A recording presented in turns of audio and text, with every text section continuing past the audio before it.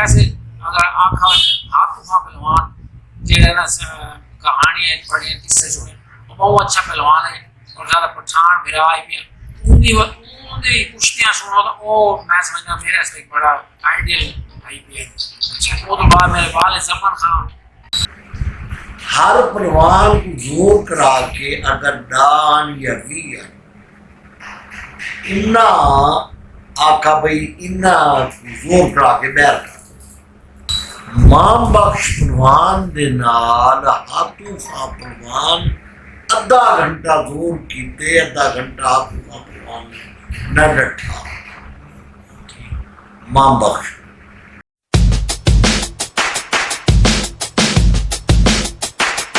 السلام علیکم، میں آپ کا ہوسٹ طیب علی آپ کی خدمت میں ایک اور ویڈیو کے ساتھ حاضر ہوں. ناظرین، فن پہلوانی کی تاریخ میں بہت سے ایسے شاہ زور پیدا ہوئے ہیں جن کے نام ان کی شاہ زوری کی وجہ سے ایک محاورے کی شکل اختیار کر گئے، جن میں گاما پہلوان رستم زماں، جھارا پہلوان رستم پاکستان اور ہاتھو پہلوان ستارہ ہند شامل ہیں.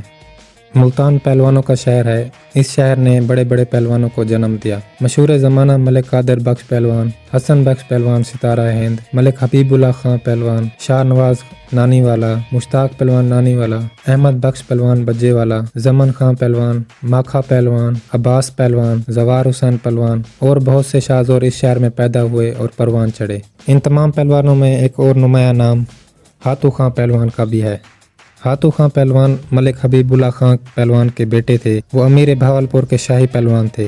ہاتھو پہلوان کے والد ملک حبیب اللہ خان نے غلام پہلوان امرتسری کے چھوٹے بھائی رحمانی پہلوان کو شکست دے کر رستم ہند کا اعزاز حاصل کیا. انہوں نے بہت سی کشتیاں لڑ کر نام پیدا کیا. ہر پہلوان کی طرح ملک حبیب اللہ خان کی بھی خواہش تھی کہ ان کا بیٹا فن پہلوانی میں نام پیدا کرے. ملک حیات اللہ عرف ہاتھو خان پہلوان 1895 یعنی 1895 کو ملتان میں پیدا ہوئے. ہاتھو خان نے اپنے والد کی سرپرستی میں پہلوانی شروع کی. بعد میں ان کے والد نے آپ کو کریم بخش پہلوان پیلڑے والا رستم ہند کا شاگرد بنا دیا. کچھ ہی عرصے بعد ہاتھو خان پہلوان برِ صغیر پاک و ہند کے نامور پہلوان بن گئے.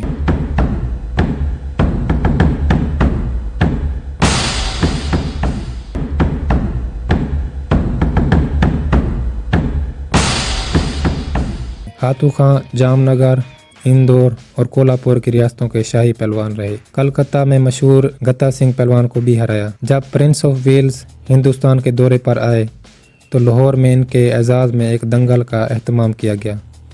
گاما پہلوان اس دور میں رستم زماں تھے.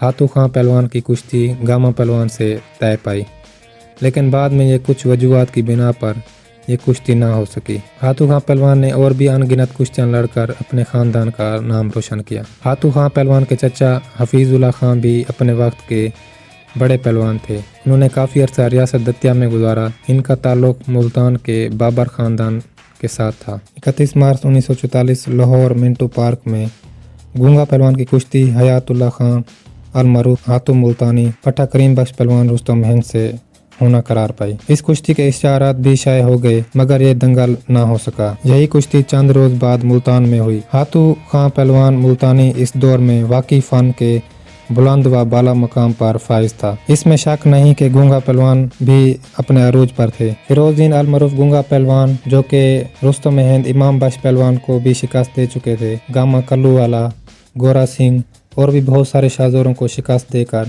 رستم ہند بن چکے تھے. ان کے ساتھ جب یہ کشتی ہاتھو خان ملتانی کی طے پائی، ملتان میں جب دونوں شاہزور گونگا اور ہاتھو خان پہلوان ملتانی آمنے سامنے ہوئے تو پہلوانی کا گویا نیا باب رقم ہوا. ہاتھو خان پہلوان نے ثابت کر دیا کہ فن کشتی کسی کی جاگیر نہیں. اس نے گونگا پہلوان کے ہر داؤ کا توڑ پیش کیا اور آخر کار یہ کشتی جیت لی. اسی شکست سے فیروز دین المعروف گونگا پہلوان نے بہت کچھ سیکھا اور ایسا سیکھا پھر عمر بھر اسے یاد رکھا.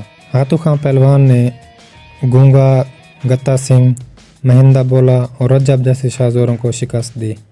ہاتھو خان پہلوان نے گجرات کے مشہور پہلوان مہندا بولا کو بھی ہرایا.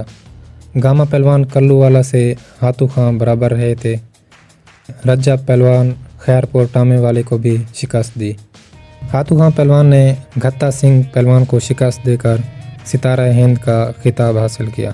हाथू पहलवान का एक मुकाबला घम्पिया पहलवान दुकनी से कोल्हापुर में हुआ था। महाराजा कोल्हापुर ने हाथू खां पहलवान की तरफ से इनके उस्ताद करीम बख्श पहलवान पेलड़े वाला को खड़ा किया और घम्पिया पहलवान की तरफ से मोहम्मद बख्श चूहा पहलवान को खड़ा किया, जो कि घम्पिया पहलवान के उस्ताद थे, ताकि दोनों उस्ताद अपने शागिर्दों को लंगोट कसाएं।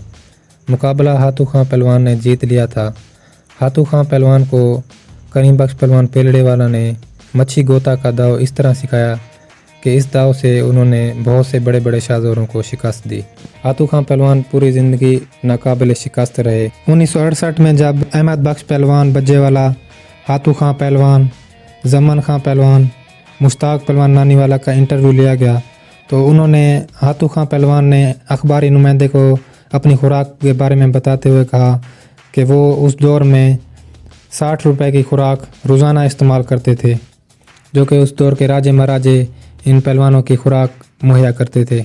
और उन्होंने अपनी वर्जिश के बारे में बताया कि वो लगातार 5 घंटे डांड बैठकें लगाते, अखाड़ा खोदते, अखाड़े वालों के साथ ज़ोर करते और डंबल फेरते, और इसके साथ बहुत सी और एक्सरसाइज भी, पहलवानों की रिवायती एक्सरसाइज भी करते थे।